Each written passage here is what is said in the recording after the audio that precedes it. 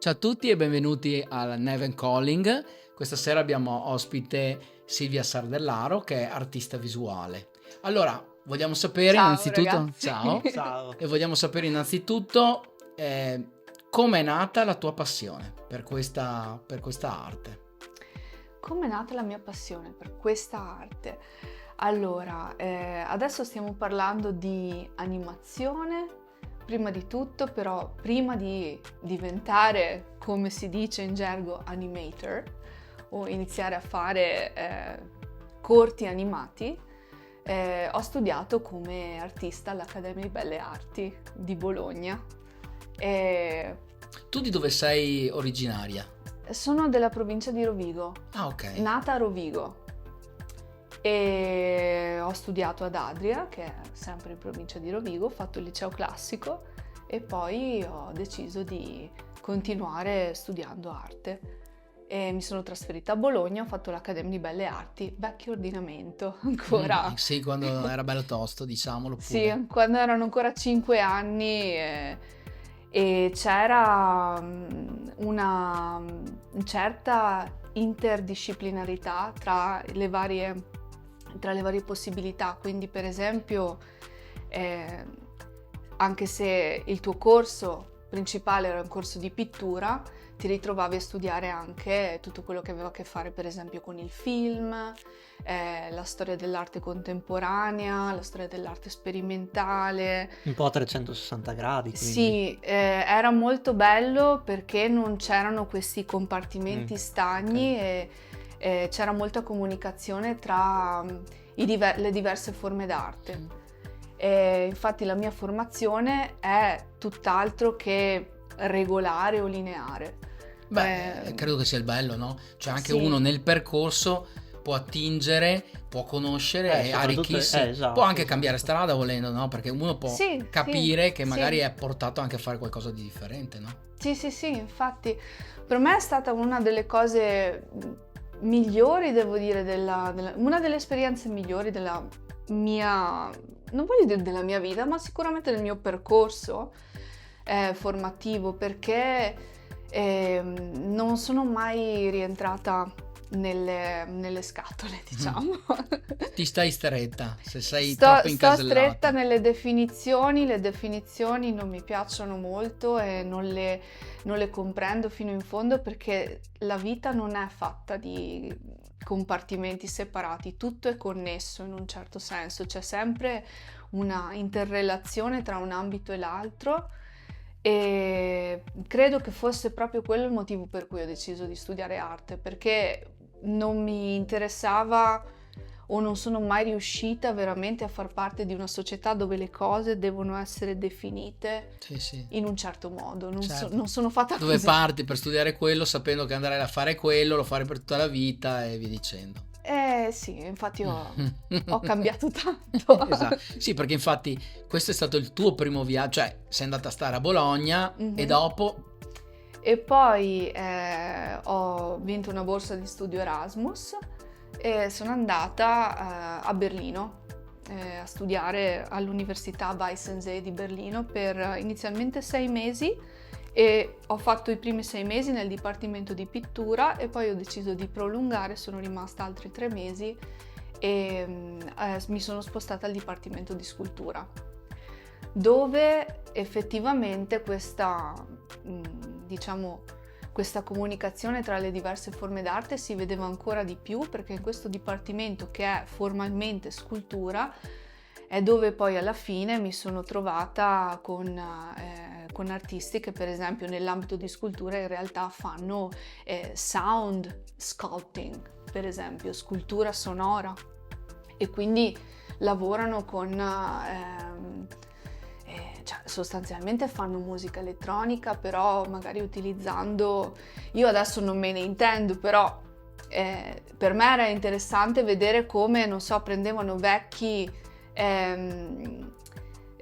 macchine che, non so, ancora tipo il vecchio analogico degli anni 70, anni 80, e incominciavano a mettere tutti questi cavi insieme e a creare sostanzialmente delle sculture sonore. Questa era un po' la definizione.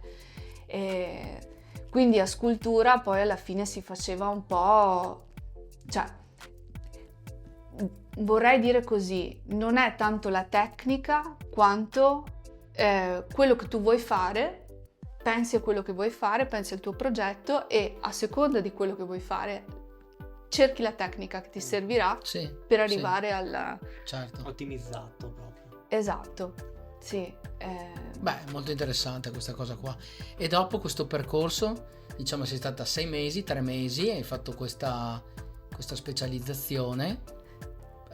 No, non era una specializzazione. Era proprio un Erasmus e poi ho iniziato a scrivere la mia tesi, che tra l'altro era una tesi che doveva essere una tesi di pittura e poi alla fine è diventata una tesi di psicanalisi e cinema. Ma quindi sei tornata in Italia alla fine? L'ho scritta dalla Germania, però mi sono laureata in Italia e ho fatto prima esperienza di lavoro a distanza. Ah, quindi avevi deciso di dire sono arrivata a Berlino, voglio rimanerci nonostante... Sì, diciamo che Berlino mi sembrava un posto dove potevo esprimermi meglio rispetto all'Italia, forse perché avevo bisogno di imparare di più, essere confrontata di più con culture diverse, spingere, come si dice, push the boundaries, anche linguistici, Sì. il modo di pensare. Berlino, devo dire, all'inizio non mi piaceva, mi sono sentita quasi... Beh, mi ricordo la prima sera che sono arrivata, la sensazione è sono stata rapita. Chi me l'ha fatto fare che torno a casa subito, capito? Però poi la verità è che volevo scoprire di più rispetto a quello che poteva offrire una realtà magari già conosciuta, non per sminuire la realtà italiana che è ricchissima e complessa e anche offre tantissimo da un punto di vista artistico e culturale, non solo passato ma anche contemporaneo. Però credo che entrare in contatto con altre culture, con altri modi di pensare, con altri modi di fare arte anche, sia un buon modo per trovare se stessi, perché poi dove si cresce, dove si nasce, c'è anche tutta una struttura sociale in cui ci si ritrova dentro e si crede di identificarsi con questo, però fino a che non ti trovi da solo, buttato in mezzo a quella che è la vita. Non ami gli scatolamenti, volevi essere libera di poter guardarti attorno e capire. Esatto. Sì, loro hanno una cultura completamente diversa dalla nostra e quindi poi potevi trovare comunque qualcosa molto differente dal nostro concetto culturale, anche proprio in generale. E qual è la cosa che ti ha colpito? Cioè, adesso hai detto che non ti piaceva all'inizio, però cos'è che dopo invece hai iniziato ad apprezzare? Allora, non mi piaceva all'inizio non perché non fosse interessante o non fosse divertente, ma semplicemente perché io avevo paura. Ok. Ero semplicemente spaventata, eri sola in quel timida. Momento? Eri sola? No, non ero sola, ero con il mio ragazzo del tempo che anche studiava all'Accademia di Belle Arti e faceva anche lui l'Erasmus. Ero con la mia migliore amica del tempo e il suo ragazzo. Anche loro studenti dell'Accademia di Belle Arti, eravamo un bel gruppo e poi c'erano anche altri personaggi, insomma. Il gruppo è diventato molto ampio e molto velocemente e poi altri studenti sempre dell'Accademia si sono uniti a noi negli anni successivi, quindi siamo diventati un bel gruppo. Ero sola, però alla fine posso dire nel senso che sì, si è in tanti, si è amici, ci si sostiene e ci si scambiano tante cose, però c'è anche quella dimensione individuale, personale, che proprio nel percorso di confronto con una situazione diversa, molto diversa da quella in cui si è cresciuti, comincia ad emergere. E non sai neanche tu esattamente chi sei, non ti conosci esattamente ancora, quindi anche come ti rapporti con gli altri ad un certo punto è si aspettano che tu sia così o cosà, forse. E magari non lo sai neanche tu esattamente come comportarti, ma sia da un punto di vista professionale, sia da un punto di vista personale. Poi si cresce, ci si trasforma, si cambia e quindi... Assolutamente sì. Le cose attorno a te ti cambiano. Hai trovato... Siccome anch'io ho studiato all'estero ed è una cosa che se mi chiedono ho una risposta molto precisa. Sì. Hai trovato tanta differenza per quanto riguarda proprio il percorso accademico, chiamiamolo così, universitario, comunque il percorso di studi, tra come ti volevano insegnare una cosa qua in Italia e come te la volevano insegnare all'estero? Io ho trovato, per esempio, per farti un esempio, qua in Italia molto ti insegno il compitino giusto perché tu possa dire ok, dopo ho fatto questo bene. In America ho trovato molto più un insegnamento faccia a faccia col prof, come per dire ti do proprio dei segreti che ti devono essere utili, cioè ti voglio proprio aiutare, non darti la laurea alla fine, poi arrangiati. Però io non so, poi in Germania volevo capire se anche per te era... È una bella domanda ed è interessante quello che dici, perché sono sistemi molto diversi prima di tutto. Il sistema universitario in Italia, così come in Germania, è un sistema semi-pubblico, o comunque è un sistema pubblico, mentre l'università, il college negli Stati Uniti è un investimento. Privato, sì, okay. È un investimento enorme. Quindi, allora, questa è la mia opinione, io non ho studiato negli Stati Uniti, però mi sembra che se spendi $30.000 all'anno per studiare ti debbano garantire la qualità. Mi sembra. Poi dopo non sempre può essere così, questo non lo so, però invece quando il sistema è pubblico forse c'è un aspetto di appiattimento anche della qualità dell'insegnamento, potrebbe essere, questa è una mia impressione. Tuttavia un percorso di Accademia di Belle Arti già di per sé non è veramente accademico, è Accademia di Belle Arti. Già come tipo di università hanno lottato per anni per diventare vere e proprie università, poi quando l'Accademia di Belle Arti è diventata, ha ottenuto diciamo come dire, il riconoscimento. Il riconoscimento per sì. C'è stata la riforma di Bologna e hanno fatto il 3+2 e lì anche questa cosa è andata un po' a disfarsi, insomma, e hanno cominciato a fare i compartimenti stagni anche all'Accademia che prima non c'erano. Quindi credo di essere stata fortunata perché sono caduta in quella zona grigia in cui giusto in tempo per potermi godere questi anni di università a modo mio, insomma, nel modo in cui mi piaceva. Tu sei molto appassionata di cinema, di film, cinema, regia, di cosa è che ti affascina di più di quel settore? Allora, sono molto appassionata di cinema, certamente, sono molto appassionata di animazione sperimentale. Mi piace l'animazione sperimentale perché la considero una delle forme d'arte più complete in assoluto, nel senso che per comporre un'animazione, un film d'animazione sperimentale, in qualche modo devi mettere insieme un po' tutte le forme d'arte visuale, auditiva, il senso del ritmo, la composizione, il colore, che tipo di profondità vuoi dare alla scena, ma anche quale linguaggio, di che storia stai raccontando, soprattutto la storia, lo storytelling che c'è dietro, che potrebbe essere narrativo come antinarrativo. Potrebbe essere completamente una cosa slegata, nel senso molto onirica, di sogno, così come potrebbe essere qualcosa di molto esplicativo.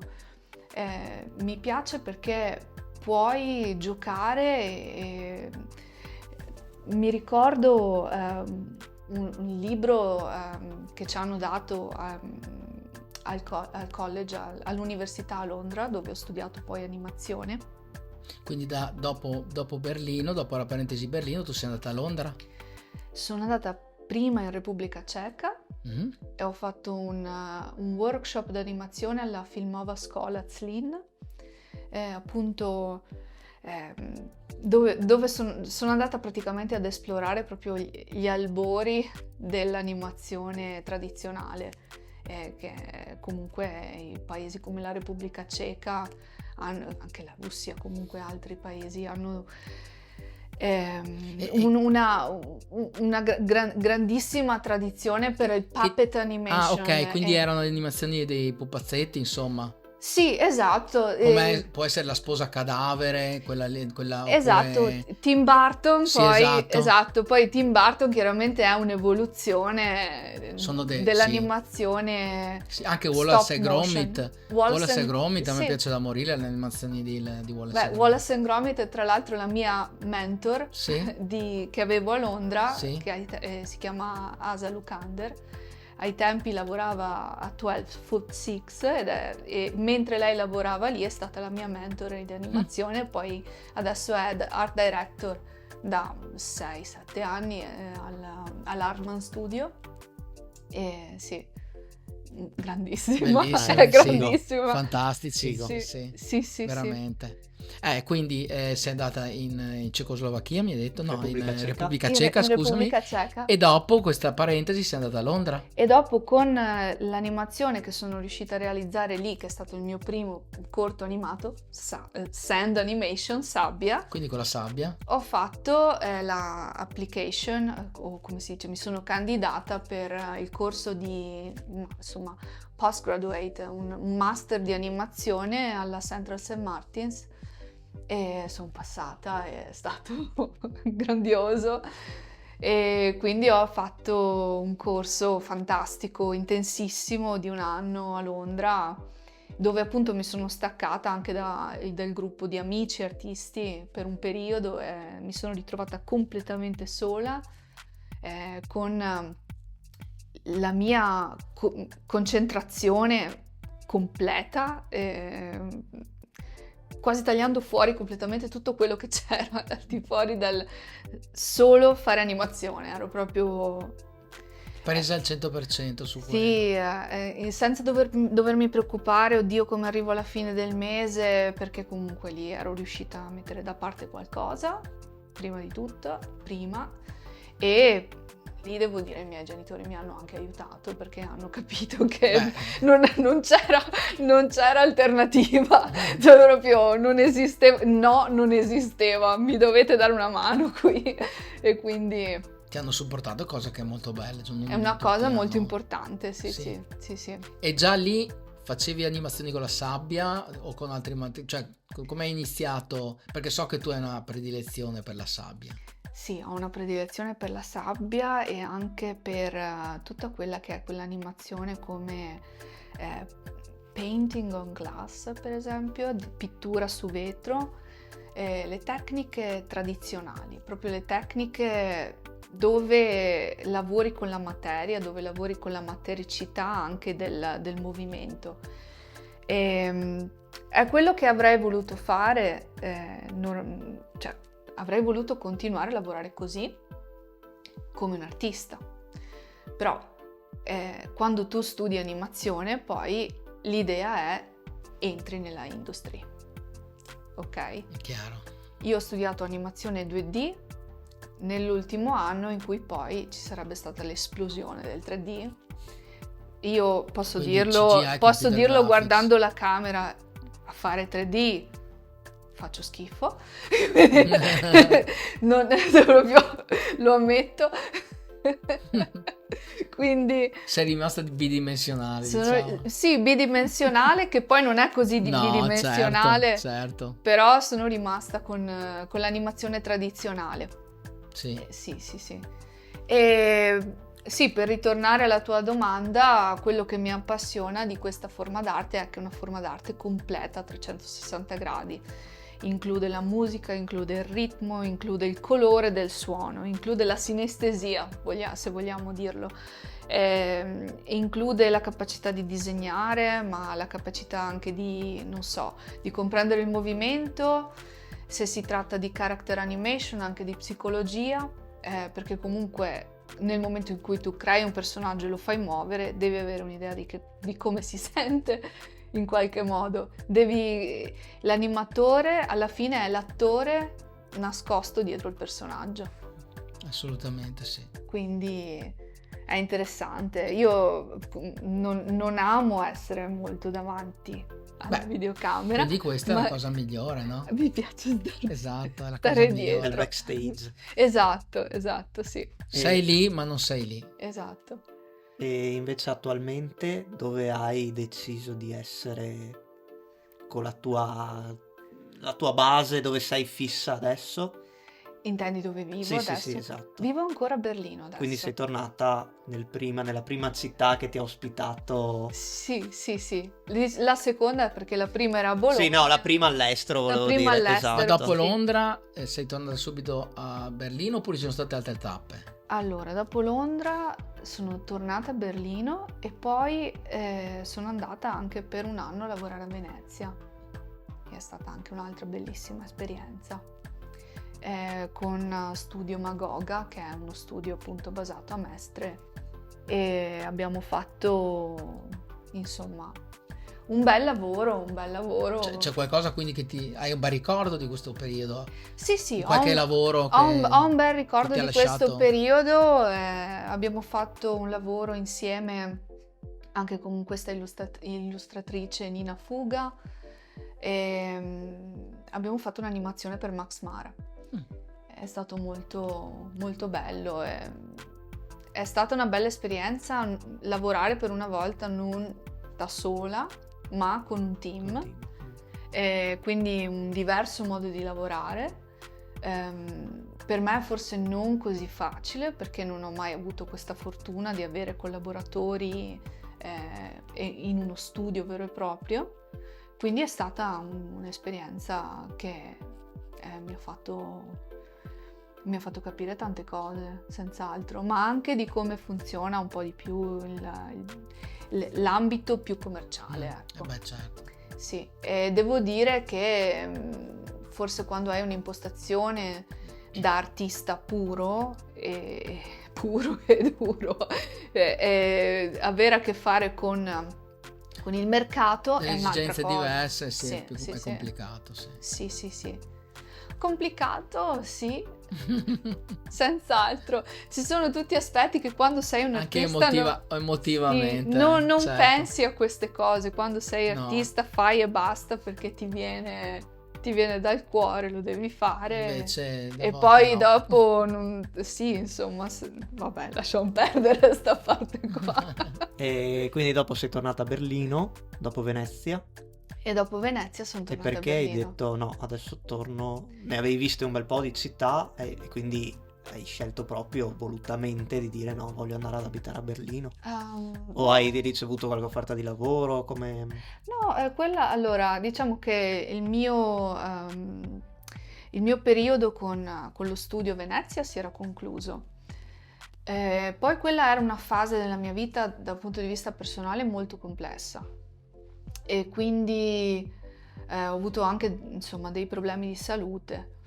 A Berlino avevo una casa, avevo un punto di riferimento e un posto dove stare per conto mio a, come si dice, ritrovarmi. Sì, a rigenerarti, a ritrovarti. Esatto, quindi sono andata lì. Forse Berlino non era la città giusta per ritrovarsi, però avevo questa casa, questo punto di riferimento. Quindi è molto spontaneo andare là. Sono tornata lì perché lì potevo stare tranquilla quantomeno in casa. Era il tuo posto, era il tuo posto. Sì, infatti. Adesso sicuramente non mi pento di essere tornata a Berlino. E da quanti anni abiti ormai a Berlino? Allora adesso sono quasi 16 anni. Quindi parli di tedesco correttamente? Jawohl. Ma anche l'inglese lo parli correttamente? Yeah.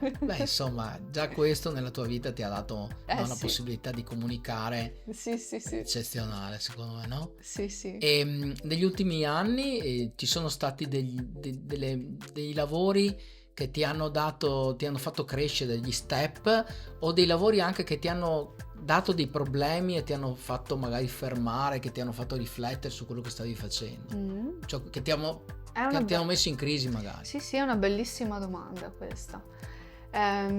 Allora, ho avuto un ingaggio bello consistente nel 2013, mi sembra, dove mi ha approcciato una organizzazione non governativa che si occupa di educazione o di reintegrazione nel sistema educativo per i bambini Rom, basati a Budapest. E mi hanno praticamente proposto di fare un film d'animazione in cui si parlasse di questo tema,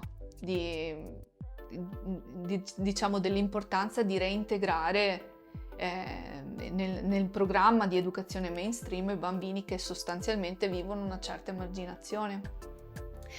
Non era un tema facile, un tema anche abbastanza sconosciuto, diciamo, e chiaramente un budget relativamente ristretto, quindi non mi sarei mai potuta permettere un vero e proprio team, anche se ho avuto aiuto da altri amici artisti che comunque ho cercato di remunerare come ho potuto. Quindi hai cercato di trovare... Ho cercato, chiaramente non era moltissimo, però almeno simbolicamente il gesto, certo, perché anche per rispetto del lavoro, insomma.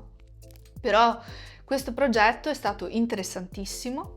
È partito, tra l'altro, ho cominciato la mia ricerca con la musica, ho ricercato la musica di Django Reinhardt, che è appunto, sappiamo, un chitarrista incredibile, che tra l'altro aveva avuto questo incidente, quindi suonava con 3 dita, proprio.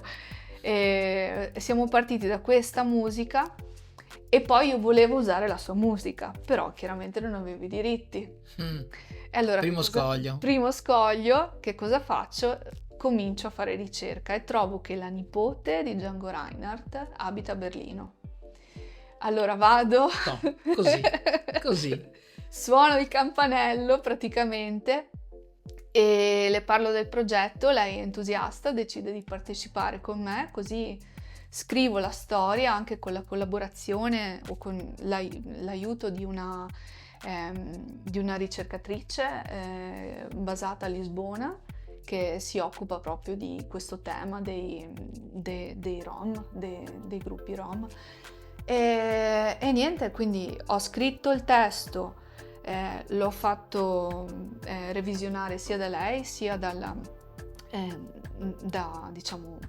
persona che si occupava del mio progetto all'associazione non governativa, organizzazione non governativa, e poi l'abbiamo tradotto in lingua romane. L'abbiamo fatto tradurre completamente e poi Docci Reinhardt ha fatto il doppiaggio di questo film.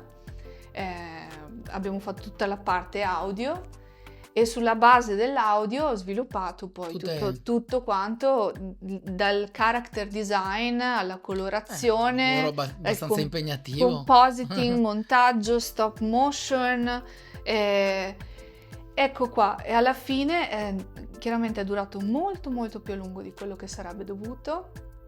La durata del tempo del produrlo, produrlo è durato molto, cioè non si è allungato il progetto, ma si è allungata la produzione. Si è allungata la produzione.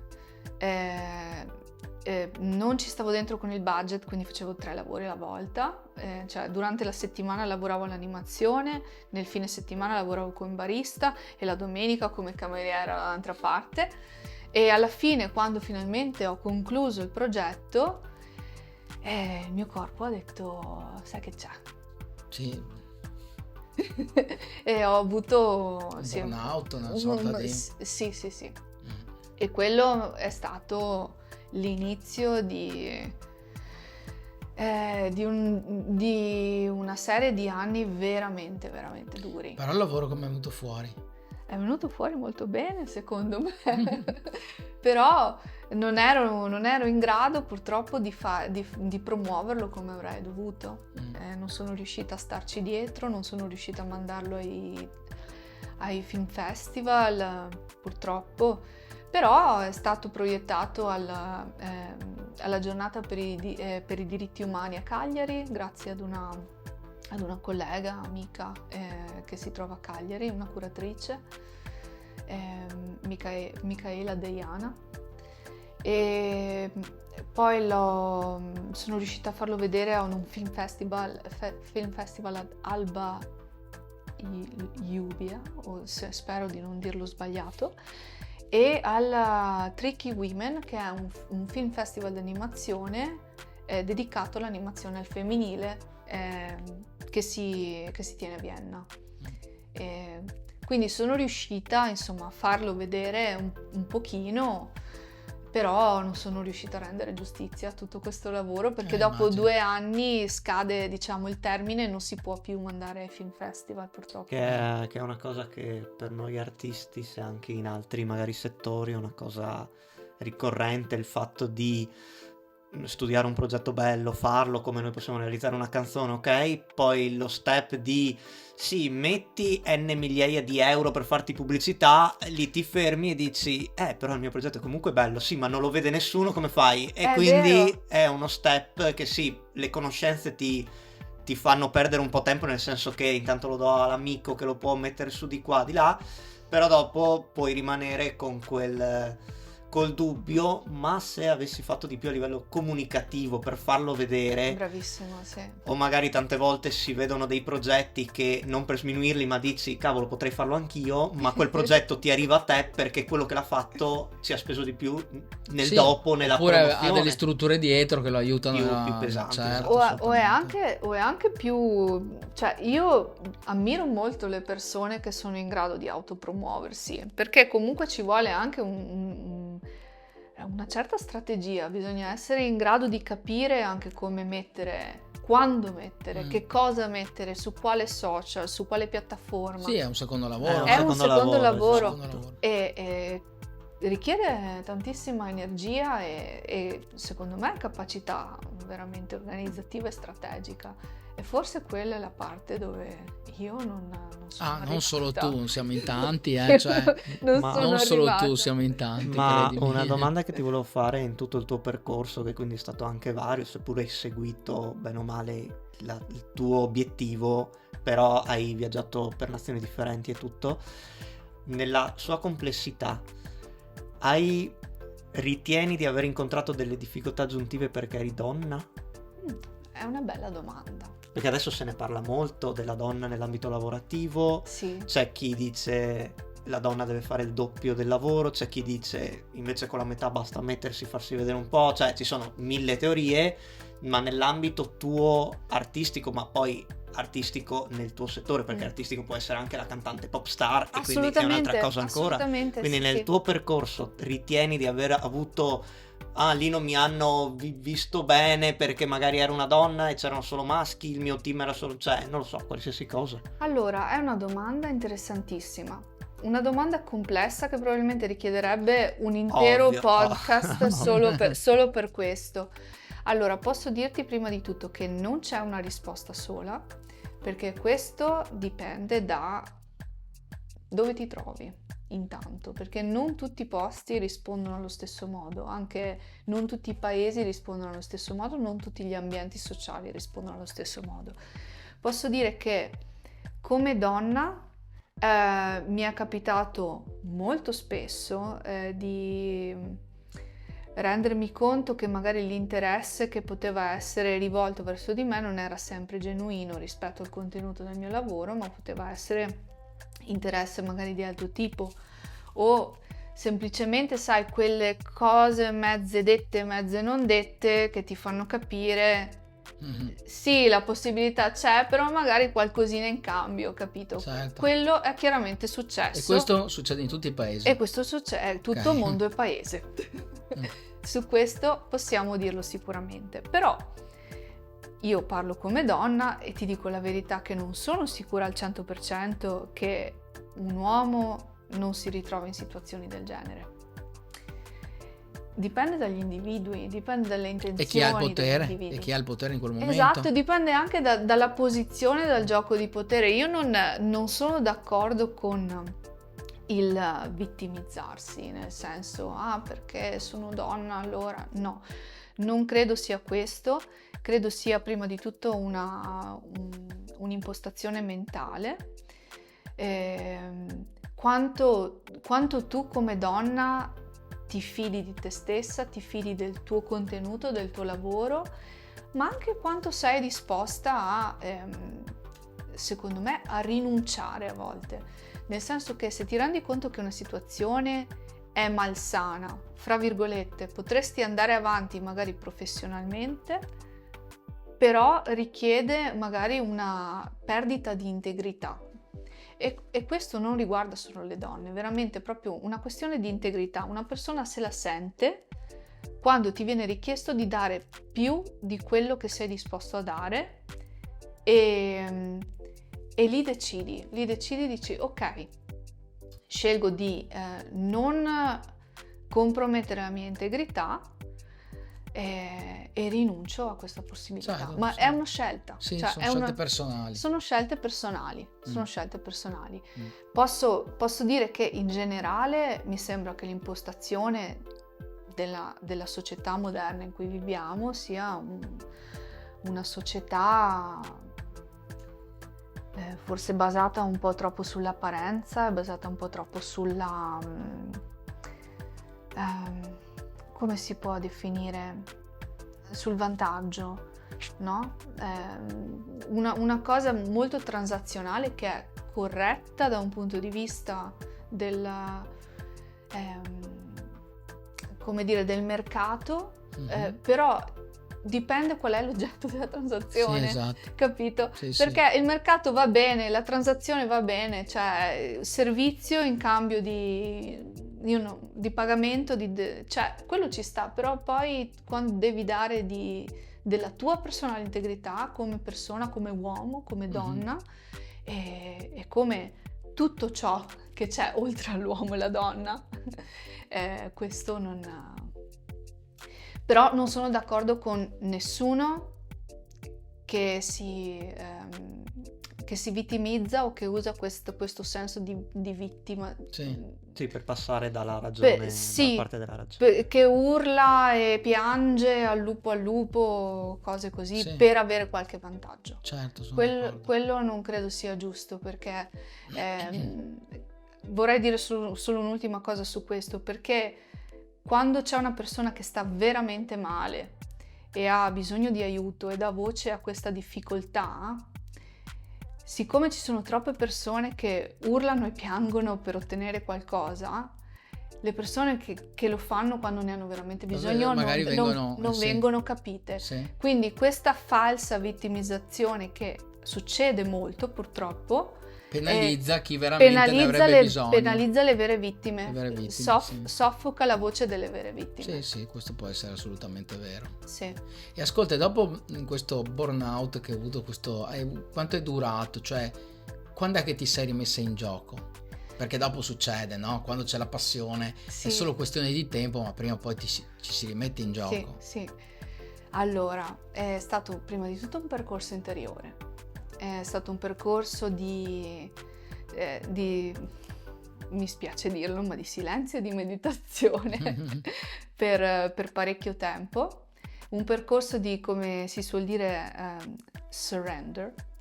Mi sono proprio arresa alla situazione in cui mi trovavo, personale, e ho detto ok, se non accetto dove sono non sarò mai in grado di fare qualcosa per stare meglio.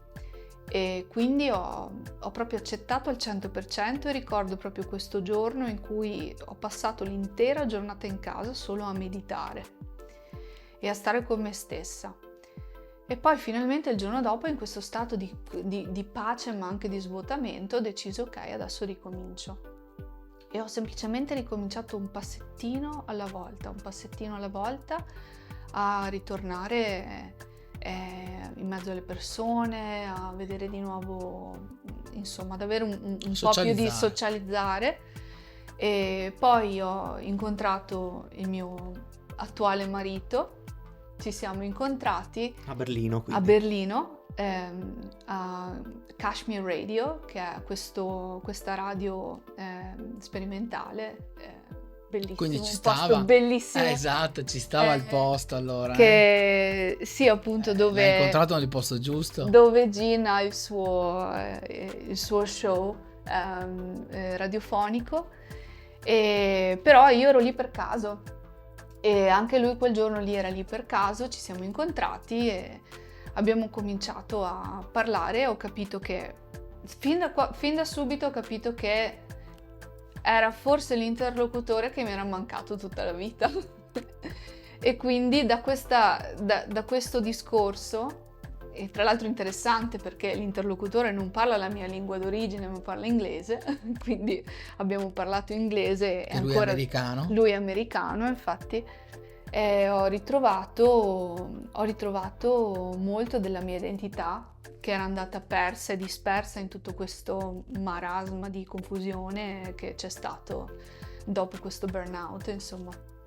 E lui mi ha come dire, mi ha incoraggiata a credere in me di nuovo. Ok? Beh, non è una cosa da poco, E anche viceversa, naturalmente, perché sai, dopo ci sono... Sì, ci si stimola. Ci si stimola, infatti. Però devo dire che venire qui è stato... Siamo venuti qui da Ugo ed è stato Gin a trovarti, perché dovevamo fare un voice recording per Native Instruments e Ugo ha visto le mie animazioni e Ugo ha detto no, adesso ti metto in contatto. Adesso te ti metto in contatto, adesso ti metti sotto di nuovo. Dai, sei stata poco bene, però adesso è ora di rimettersi in gioco. Esatto. E effettivamente Ugo mi ha convinta. Ti hanno convinto più le musiche di Daniele anche, eh? Beh, devo dire che insomma mi sono ritrovata qua, seduti nell'altra stanza, abbiamo ascoltato il pezzo di Daniele. Io ero... non ho parole per definirlo, però ero tipo felicissima, nel senso, se ho la possibilità di lavorare su un pezzo musicale come questo, cioè non esiste no, è una sfida. Non mi ricordavo neanche più come si accende il computer tra un po' a quel punto, però ho detto non esiste, è incredibile, si fa. Mi dicesti che eri appunto animatrice, mi ha portato alla memoria che io e Daniele avevamo parlato qualche giorno prima, che era mesi che parlavamo di fare l'ultimo video con delle animazioni, quindi ho detto no, cioè bisogna unire le due cose. Poi appunto mi hai fatto vedere le tue animazioni, erano bellissime, a Daniele sono piaciute subito. Ti abbiamo fatto ascoltare la musica, ti è piaciuta, non poteva non partire una collaborazione, cioè. Sì, no. Infatti mi viene un po' la pelle d'oca pensarci, perché... Più che altro perché le cose, vedi, non nascono mai, cioè io penso, è successo più volte nella mia vita, forse sarà successo anche a te Leonardo, che ci sono proprio delle cose che sembra che dovevano succedere, cioè proprio non è una roba casuale, cioè si incastrano delle cose e capisci che doveva... Sono sincroniche. Sì, cioè esatto, si incastrano nel momento giusto tutto e bisogna cogliere al volo e l'abbiamo fatto, insomma, questo è importante. Sì, infatti. Ma è proprio una cosa di sentire, devo dire, tutto questo percorso che ho menzionato, meditativo, se vuoi, no? Mi ha aiutato a diventare più attenta a come mi sento, rispetto alle cose, alle persone, no? E a contrastare un po' quello che è la logica razionale, nel senso che magari la logica razionale ti dice no, le cose devono essere così, così e così, e però a livello proprio del cuore ti senti che devono andare in un altro modo. E allora ho provato a dire, se ascoltando la logica razionale sono andata a finire in quella direzione là, magari ascoltando qualcos'altro forse mi va meglio. Against every odd, contro qualunque aspettativa, tante volte ho preso delle decisioni dove praticamente non avevo il supporto di nessuno, eppure... Beh, nell'arte questo succede spesso, Sì. Sì, però magari non ti portano risultati nel breve termine, però se tu rimani costante con questo sentire, nel lungo termine ti ritrovi che ecco che cos'era. Assolutamente sì. E sei contenta del lavoro che poi è venuto fuori del video di Daniele, anzi che invitiamo chi ci sta seguendo ad andare a vedere il video di Daniele Gottardo. Il brano si chiama The Cabinet, che è tra l'altro uno dei miei preferiti dell'album. È molto bello. Però non ho fatto io il video, l'hai fatto però tu. Devo dire che anche gli altri 3 video che hai fatto tu sono spettacolari. I miei sono video normali, tu è proprio sono molto bellissimi, artistico. devo dirlo. Grazie. Si chiama The Cabinet e si chiama The Cabinet perché è ispirato a questo film del 1920, silent movie, film che muto. Quando ne avete parlato tu sapevi tutto del sì, film. Perché tra l'altro fa parte della mia tesi di laurea. Sì, è incredibile, cioè hai capito gli incastri. Sì. Cioè uno gli dice, è ispirato a lei, ma la mia tesi di laurea, cioè ti rendi conto gli incastri, no? Sì. E quindi lui è stato ispirato da The Cabinet per la musica. Io chiaramente avevo tutto una mia affezione per il film, perché ci avevo lavorato anche sulla tesi di laurea. Daniele mi aveva anche detto, ma magari possiamo anche ripensare al titolo, così ho detto no. No, assolutamente no, cioè proprio è questo. E così, insomma, anche l'estetica del film mi ha ispirato molto, perché comunque, per esempio, realizzare parole scritte con la sabbia, quasi senza volere, lo stile che vai a riprodurre è proprio lo stile del font che trovi poi Das Cabinet des Dr. Caligari, no? Quindi c'è tutta e poi la storia come è sorta era proprio, come dire, il sequel, l'ho vissuta come il sequel di quella storia, perché comunque diciamo c'è il sonnambulo è proprio il simbolo di un'umanità, poi l'umanità, insomma, l'umanità del tempo, l'umanità, diciamo, la popolazione europea del tempo che stava sotto, insomma, un bel po' di frustrazioni, e comunque era molto suscettibile a determinati tipi di propaganda che potevano anche manipolare le masse molto facilmente, come poi abbiamo visto. Assolutamente. E quindi io ho proprio immaginato questo personaggio che, guardando attraverso la lente del microscopio, comincia a capire, osservando la natura, osservando come si comporta la natura, comincia a capire che c'è qualcosa di più rispetto a quello che ti viene, ti viene raccontato, che poi diventa il tuo inner chattering, il tuo quel continuo vociare che hai nella mente, okay. Però quella della mente, no? Quasi tipo monkey chattering, vorrei dire. Sì, no? Capiamo cosa vuoi dire. Sì. E ascolta, Nova, adesso siamo quasi alla fine diciamo di questo podcast e volevo farti delle domande un po' diverse, insomma, volevo capire un po' i tuoi gusti personali. Per esempio, se tu dovessi portarti un solo disco in un'isola, che disco sceglieresti? C'è un disco che ami in maniera particolare, o un artista anche che ami in maniera particolare? Sì, allora, è una domanda difficilissima. Da $1 milione, come è una domanda da $1 milione. Non vorrei, allora. E te lo porteresti in vinile o te lo porteresti in formato digitale, streaming tipo Spotify, no, o CD? Vinile. Ok. Senza altro vinile. E questo era abbastanza evidente, visto quello che fai. C'è qualcosa di tangibile, qualcosa di fisico e tangibile che si può anche guardare, esatto. toccare. Stando attenti a se sono su un'isola deserta con il sole, stando attenti che non stia sotto il sole, che non si sciolga, che non si pieghi. Esatto. Allora, è una domanda difficilissima, però adesso dirò qualcosa che magari nessuno si aspetta, però mi porterei un disco di Four Tet. perché è una musica ibrida, è una musica visionaria, ha un senso di...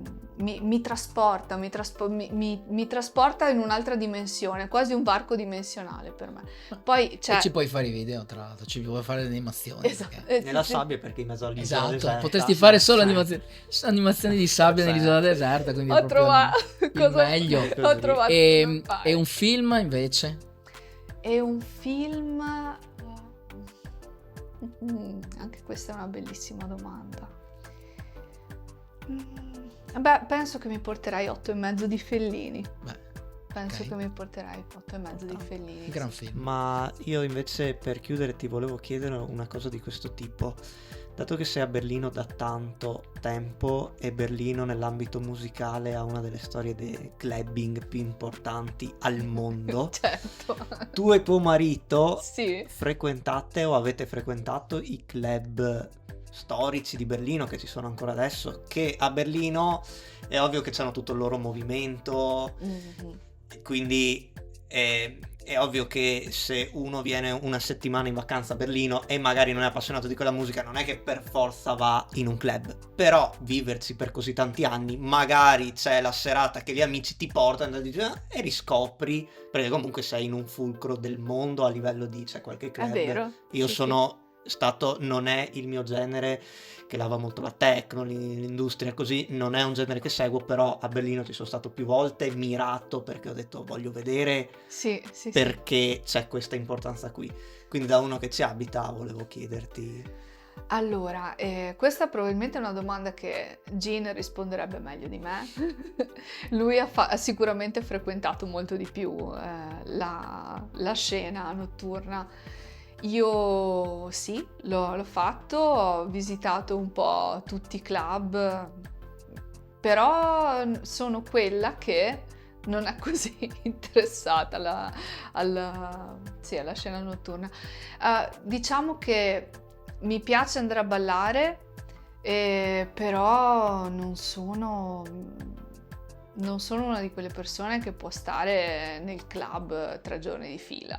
Ecco, non è la mia aspirazione. E quando ci vai sei una che ti lasci andare? Cioè ti piace proprio ballare, a un certo punto perdi il controllo, cioè nel senso balli proprio? Ballare mi piace, sì. Senza stare lì tanto a pensare. Ma la musica deve essere top. Okay. Altrimenti ti smonti subito. Mi annoio tantissimo. Quindi ci vuole un DJ in gamba? Sì. Se c'è, per esempio la scena techno, capito? La techno può essere veramente ottima, capito? Però c'è tantissima techno che è anche molto flat. Sì. Ecco, io la chiamo la spacca ginocchia. Cioè, proprio mi annoio in una maniera infinita. Però se la musica è potente, vado avanti, che ai tempi quando ero ancora qui in Veneto mi chiamavano Sardellaro Sound. Quindi diciamo che sì, non mi fermavi mai. Quando la musica è veramente buona, come si può dire buona? Quando è bella, allora sì, però dipende tutto dalla musica. Sì, esatto. Come ho detto prima. Come la senti. Sì, esatto. E quando fai video o quando lo ascolti, ti piace ascoltarla a volume alto oppure sei una che ci va piano? No, mi piace ascoltarla. Ti piace essere coinvolta? Sì. Sei una che dà l'importanza, insomma, anche al volume, quindi sentire bene tutti i dettagli dei suoni. Sì, poi dipende chiaramente dal tipo di musica. Però, sì, certo. Chiaramente tutta un'altra esperienza se hai un sound system di un certo tipo in cui puoi sentire tutti i dettagli, puoi sentire le piccolezze, puoi sentire... Allora la musica diventa organica e ti in qualche modo diventi un tutt'uno con la musica, allora quello è proprio un ballare vero. Sì, quando invece diciamo è troppo alta ma ti spacca solo il timpano, allora lì diventi più fastidio, sì, diventi sordo, ovviamente. Capito? È un'altra cosa. Comunque, vuoi fare un'ultima domanda? No, io era l'ultima domanda. Sei in conclusione, tu non hai domande? No. Beh, io volevo fargli una. Allora, la cucina a Berlino com'è? La cucina a Berlino è molto varia ed internazionale. Si mangia benissimo a Berlino, c'è cucina da tutto il mondo. Se tu dovessi scegliere Berlino-Bologna? Attenta, Beh, insomma, adesso la cucina in Italia ha tirato fuori Ugo. Questa però è una domanda scorretta. Molto scorretta. Cioè, vabbè, insomma, adesso Bologna non si tocca, dai. Ok. Bologna è fuori classifica. Ok, quindi a Berlino si mangia bene per essere in Germania. A Berlino. Questo è il concetto. Va bene. Era questo il concetto. Io adoro la cucina da tutto il mondo. E tra Berlino e Londra? Perché io a Londra tutte le volte sono... cucina, intendi? Io mangiavo solo carne perché non c'era altro, sì. No, vabbè, Berlino tutta la vita. Cioè, Londra com'è? No, Londra era bellissima, fantastica, sì. Però mangiare, io lì ho perso 15 kg. Sì, anch'io non trovavo dove andare a mangiare qualcosa di decente. No, allora io... A parte stick, cos'è, carne e... Steakhouse, carne e patatine, ecco, basta. Fish and chips. Fish and chips, sì. Che non era neanche così, vabbè. Scusa, ho fatto qualcosa che no, speriamo fare. Di no.